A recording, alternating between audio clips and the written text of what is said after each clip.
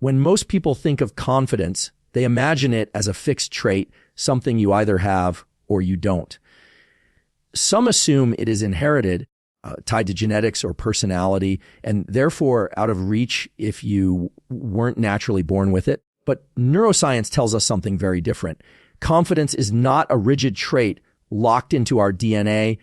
It is a brain state, one that can fluctuate moment to moment depending on neurochemistry, past experiences, and environmental context. This means that confidence is more dynamic than most of us realize, and more importantly, it can be cultivated. You can train your brain into states of confidence the same way you train it to focus, to remember, or to regulate emotions. Understanding this is the first step toward regaining belief in yourself if you have lost it, because it moves confidence from being something external and elusive to something internal and trainable. In neuroscience, a brain state refers to the patterns of neural activity that dominate at a given time. When you are alert, your brain operates in one state. When you are fatigued, it shifts into another. Confidence is no different. It emerges when particular networks in the brain communicate effectively and when neurotransmitters like dopamine, serotonin, and norepinephrine are balanced in a way that supports approach behaviors rather than avoidance.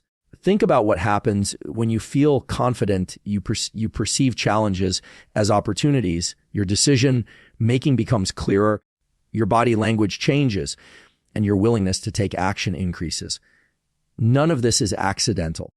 These shifts are supported by measurable patterns of brain activity in circuits involving the prefrontal cortex, which governs planning and self-control, and deeper structures like the amygdala and striatum, which are responsible for threat detection and reward processing. If confidence were purely a trait, then no experience, no practice, and no shift in context would ever make you feel more or less capable. But we all know that confidence changes. You might feel highly confident giving a presentation at work, yet completely insecure in a social situation. Or you might lose confidence after a setback, but then regain it after achieving a small win. This variability demonstrates that confidence is state dependent. And because states can be trained, you have leverage. You can deliberately put your brain and body into conditions that favor confidence, much like how an athlete primes their nervous system before a performance, or how a musician enters a flow state before stepping on stage. Research also shows that memory plays a role.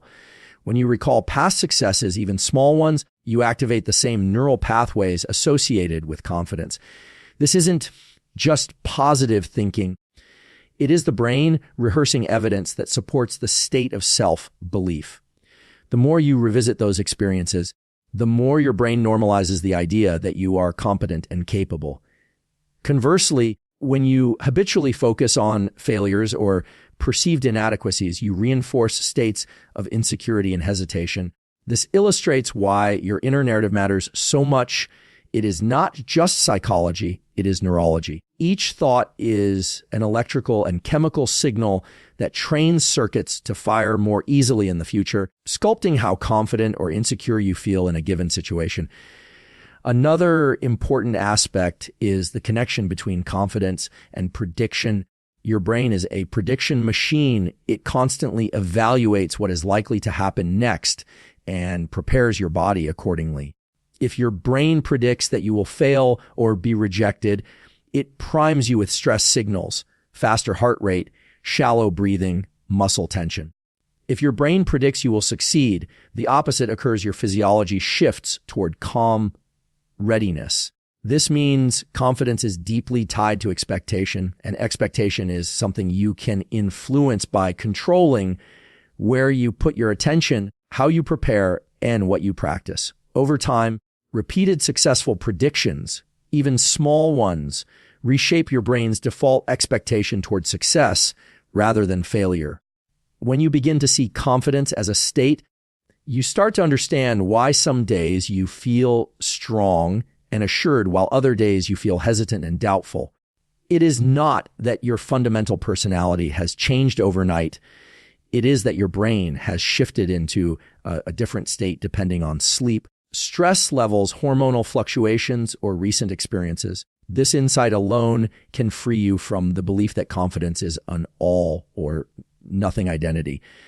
Instead, it becomes something you can influence, regulate, and recover when it dips.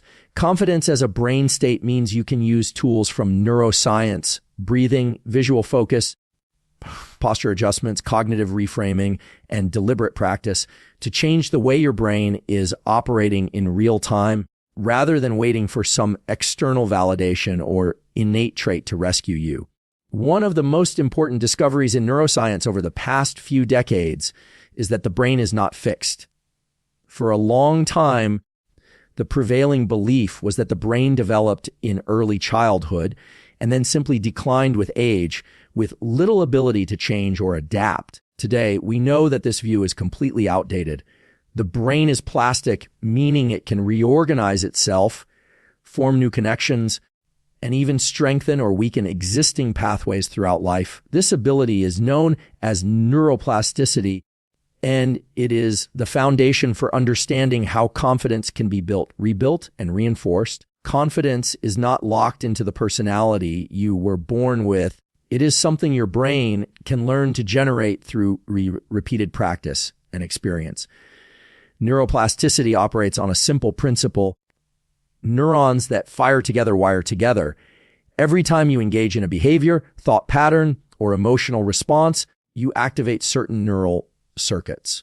When those circuits are activated repeatedly, they become stronger, faster, and more efficient, almost like a well-worn path through a forest. If you consistently engage in self-doubt, hesitation, and avoidance, your brain becomes very good at generating those responses because the pathways are reinforced.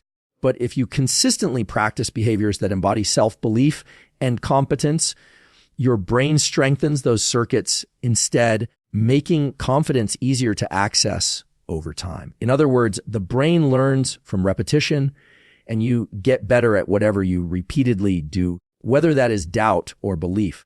The process of rewiring confidence begins with deliberate actions that provide the brain with evidence of capability. It is not enough to tell yourself to be confident. Affirmations without action have very little impact on the nervous system because the brain is wired to learn from real outcomes, not empty words. If you commit to taking small steps toward a goal and succeed, even in micro ways, your brain encodes those wins and reinforces the circuits of self-belief.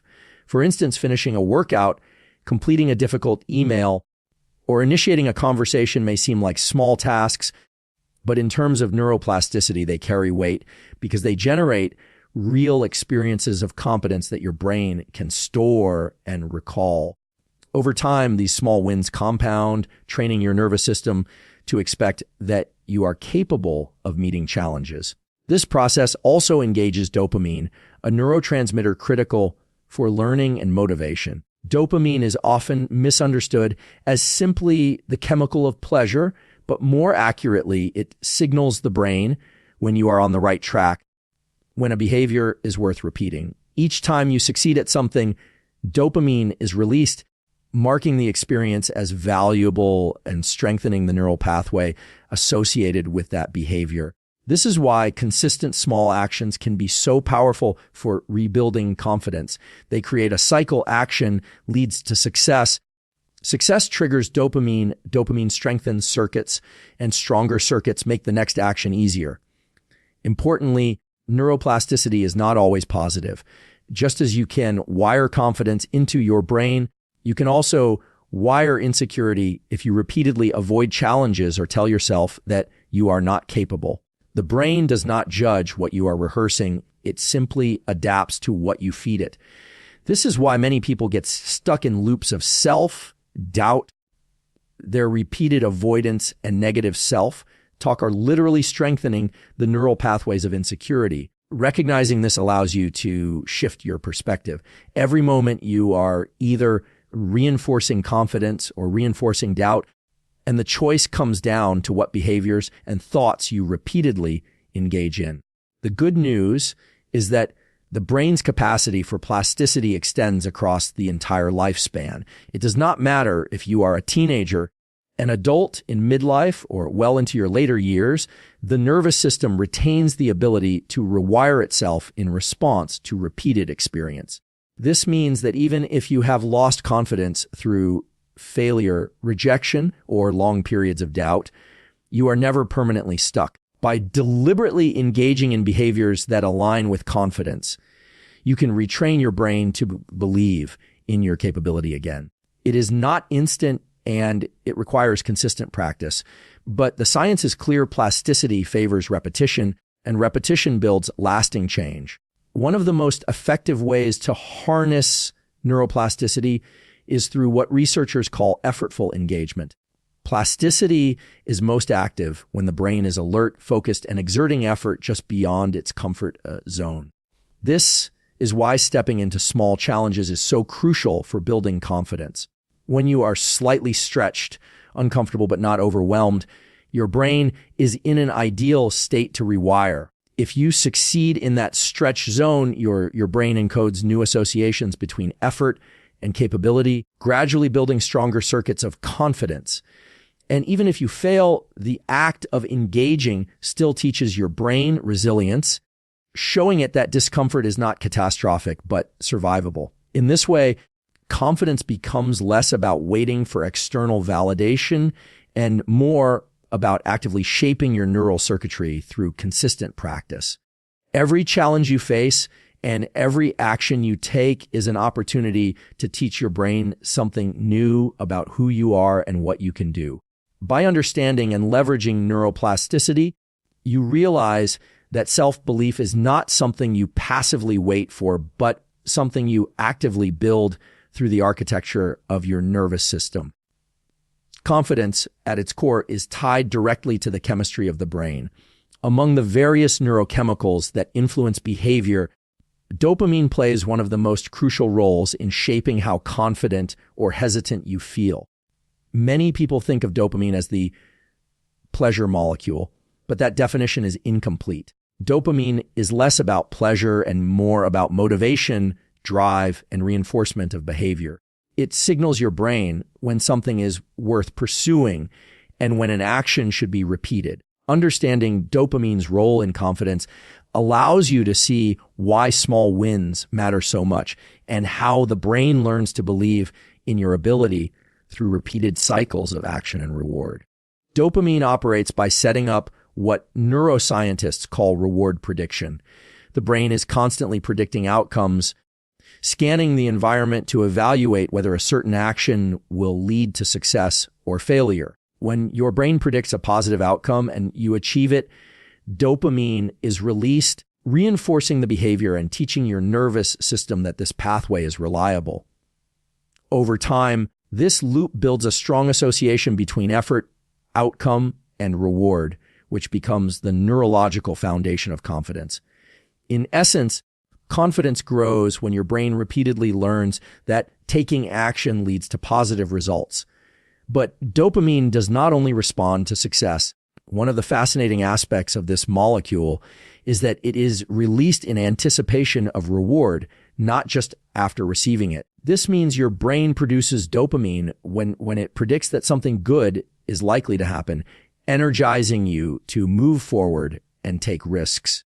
This anticipation is powerful because it fuels motivation before the outcome is even known, giving you the drive to step into uncertainty. If your brain consistently predicts that you will succeed, the dopamine system ramps up, creating energy, focus, and readiness, all of which are essential components of confidence. However, if your brain repeatedly predicts failure or disappointment, dopamine release diminishes and motivation collapses.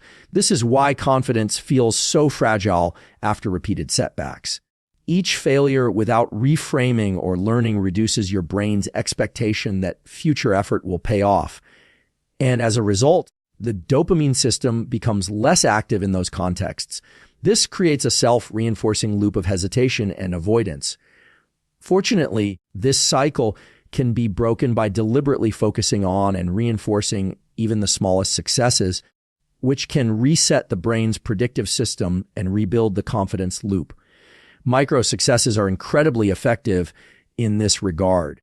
When you complete a small but meaningful task, finishing a workout, initiating a conversation you were nervous about, completing a piece of work ahead of time, you trigger dopamine release. It may feel minor in the moment, but to the brain, it is evidence that effort leads to reward. Each of these experiences contributes to the prediction machinery of the brain, teaching it that taking action is worth the risk. Over time, this builds momentum because your dopamine system becomes more likely to activate in future situations, making you more willing to step forward again. Confidence grows not from grand gestures or sudden transformations, but from the steady accumulation of these small dopamine-driven experiences that tell your nervous system, I can do this. There is also a body-brain feedback loop at play here. When dopamine levels rise, you feel more alert, focused, and energized, which in turn makes it easier to act confidently. The act of taking confident action then produces more opportunities for success, leading to more dopamine release. This loop becomes self-sustaining, but it requires the initial spark of action to set it in motion. This is why waiting to feel confident before acting often backfires. It is action itself that triggers the neurochemical response needed to feel confident. By moving first, you stimulate the dopamine system, which then enhances your sense of belief. Another critical aspect is how dopamine interacts with learning from mistakes. If you attempt something and fail, but your brain interprets the failure as information for improvement rather than a definitive judgment on your ability, the dopamine system remains engaged. It still registers the effort as valuable because there is a future potential reward attached to it. This distinction between seeing failure as final versus seeing it as feedback determines whether your brain continues to release dopamine in the face of challenge. Those who maintain confidence despite setbacks are not immune to failure. They have trained their nervous system to interpret failure as part of the process, keeping the dopamine system alive and reinforcing persistence. In this way, confidence is not built on a foundation of flawless success, but on a brain that consistently links effort to meaningful outcomes. Whether through success or through learning, by deliberately designing your environment and routines to create frequent opportunities for small wins, you give your nervous system the raw material it needs to predict success more often. And when your brain predicts success, dopamine drives you to take action, which in turn reinforces the state of confidence at a chemical level. Confidence is often thought of as something that begins in the mind and then trickles down into how we act. But neuroscience shows us that the relationship actually works both ways. The body does not just respond to the brain, it also sends powerful signals back to the nervous system that shape how we feel and think. This is what scientists call a body-brain feedback loop, and it plays a profound role in confidence. How you breathe, how you hold your posture, and where you direct your gaze are not just external behaviors. They are inputs that tell your brain whether you are safe, capable, and ready to engage with the world, or whether you should shrink back and avoid challenge. By learning to control these physical signals, you can deliberately influence your brain state and shift yourself into confidence even when self-doubt is present. Start with posture. When you are unsure or afraid, your body naturally collapses inward. The shoulders round, the chest caves, the head tilts down, and your gaze narrows. These changes are not random. They are ancient survival responses designed to minimize your presence and avoid drawing attention in threatening environments. The problem is that in modern life, these same signals can trap you in a loop of insecurity. Every time you slump or shrink physically, you are sending signals through proprioceptive neurons and muscle receptors that reinforce the brain's sense of vulnerability. On the other hand, when you stand tall, expand your chest, and open your posture, those same sensory systems send signals of readiness and strength. This upright posture increases activity in brain regions associated with approach behaviors, which primes you for action and reinforces confidence. The body literally teaches the brain how to feel. Breathing is another direct pathway. When you are anxious or doubtful, your breathing becomes shallow and rapid. This increases carbon dioxide levels in the blood, activating circuits in the brainstem that heighten arousal and signal threat.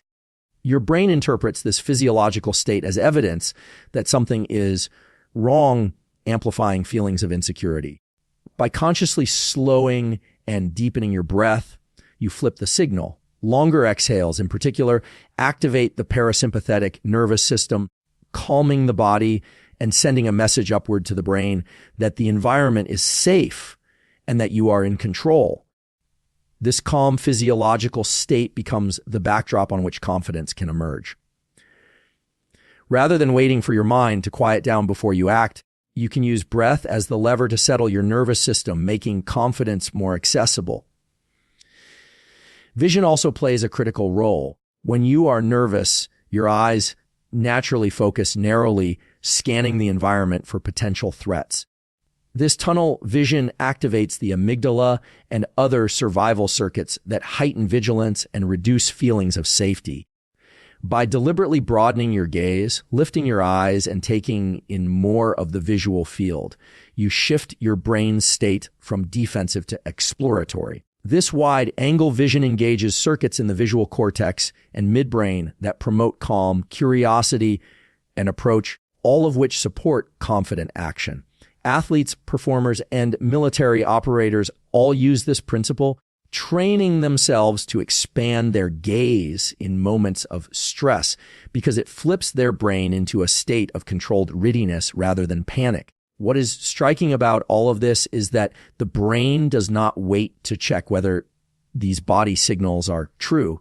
It takes them at face value. If your posture is collapsed, it assumes you are vulnerable. If your breathing is shallow, it assumes you are threatened. If your gaze is narrow, it assumes danger is near. Conversely, when your body expands, your breath steadies, and your gaze opens, the brain assumes you are capable and safe. This creates a powerful opportunity because it means you can deliberately send the brain the signals of confidence even when you do not initially feel it. Over time, this repeated practice teaches your nervous system that these states are normal, reshaping the way confidence is accessed.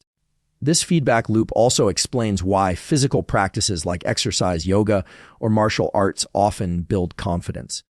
They are not simply about strengthening the body, they are about training the nervous system through repeated patterns of posture, breathing, and movement that reinforce approach-oriented brain states. Each repetition wires the association between physical readiness and psychological assurance. The more often you practice these patterns, the easier it becomes for your brain to default to confidence under pressure, in moments of doubt. Then the body becomes a doorway. Instead of waiting for the mind to generate belief, you can act through the body to create the internal state you need. Confidence is not just a mental construct, it is an embodied state. By mastering the feedback loop between body and brain, you gain direct access to the levers that shift you from hesitation to assurance, from avoidance to action. Confidence does not grow in the absence of challenge. It grows when you repeatedly place yourself in situations that stretch your abilities and then discover through experience that you can handle them. The nervous system learns through exposure. Each time you voluntarily confront discomfort, uncertainty, or risk, your brain encodes those experiences as survivable. What was once intimidating becomes familiar, and what was once paralyzing becomes manageable. This is why avoidance undermines confidence so effectively. When you avoid difficult situations, your brain never has the chance to update its predictions, so it continues to interpret those contexts as unsafe. The only way to rewire that prediction system is through direct exposure, because exposure provides the nervous system with real data that contradicts fear. Failure plays a crucial role in this process. It is easy to think of failure as the opposite of confidence, but neuroscience suggests the opposite. Failure, when reframed correctly, is one of the most powerful tools for building resilient self-belief. When you step into a challenge and fail, but then realize you are still intact, your brain encodes the lesson that failure is not fatal. The circuits responsible for fear and avoidance weaken, while the circuits responsible for resilience and adaptation strengthen. Each failed attempt teaches your nervous system that discomfort can be endured and that recovery is possible. This is how confidence becomes durable. It is not the brittle confidence of someone who has never fallen, but the flexible confidence of someone who knows they can stand back up. This process of exposure and failure activates what scientists call error signals in the brain. These signals occur when the outcome does not match the brain's prediction. Instead of discouraging the nervous system, error signals drive learning by forcing the brain to adjust its models of reality. When the error is small, the adjustment is subtle. When the error is large, the adjustment is significant. Every time you expose yourself to a challenge and receive feedback, whether success or failure, your brain refines its predictions about what you are capable of. Over time, these refinements create a more accurate and confident self-model, one that is based on evidence rather than speculation. Confidence built through exposure is more stable than confidence built through avoidance because it is grounded in lived experience. Telling yourself you are capable without ever testing it creates fragile belief, but repeatedly exposing yourself to challenges, even when you fail, builds confidence on the bedrock of reality. Your nervous system begins to expect that you can adapt, not because you told it so, but because you have proven it through action. This expectation becomes the foundation of authentic confidence, the kind that does not collapse under pressure.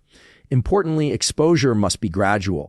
Throwing yourself into situations far beyond your current capacity can